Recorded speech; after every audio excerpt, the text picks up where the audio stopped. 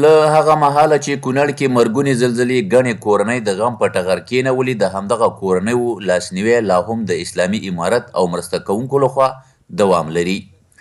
د نورګل ولسوالۍ د مزار په دره کې میشت زلزله ځپلي وایي لا تر اوسه ورسره بېلابېلې مرستې روانې دي او د مرستو له بهیره خوښ دي.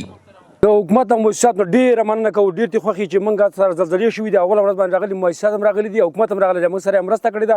اوس هم جریان لري، خو غوښتنه هم دا ده چې زموږ د سرپناه غم وشي، زموږ سره د سړک په اړه کې همکاري وشي او د هغه په باره کې وشي، د صحت په باره کې وشي، د مکتبونو په باره کې وشي، د کلینیکونو په باره کې وشي. دا غوښتنه ده په ټولو باندې، یعنې چې زموږ دا غږ ټولو چارواکو ته ورسوئ. الحمدلله هر څه نه خوشحاله یې، خو اوس داسې ده چې دا وران کورونه وران ځایونه وي، څوک مجبوران دي، خو موږ سره هر څه شوي دي، خو اوس هم مجبوریت لرو پوره، او هېڅ شی ته زموږ هر څه ته اړتیا ده.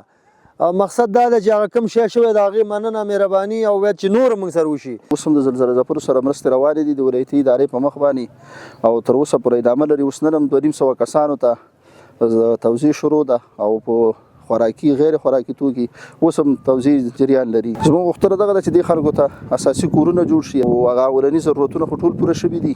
زلزله ځپلي چې د سوړ ژمي شپې په خیمو کې تېروي لا ډېرو مرستو ته اړتیا لري، خو مسؤلین بیا ډاډ ورکوي چې تر دې دمه له زلزله ځپلو سره د حکومت او مرسته کوونکو ادارو مرستې په ښه ډول ترسره کیږي.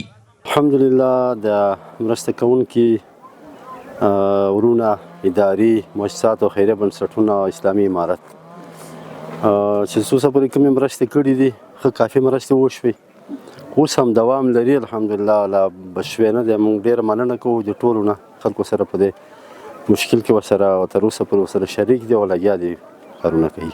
د یادولو وړ ده کونړ کې له زلزله ځپلو سره د خوراکي او غیر خوراکي توکو په مرستو سربیره حکومت د ګڼو مرسته کوونکو ادارو په مټ زلزله ځپلو ته د اساسي کورونو جوړېدو ته هم پراختیا ورکړي، چې په دیوګل او مزار درو کې په لسګونو پخو کورونو د جوړولو چارې روانې دي.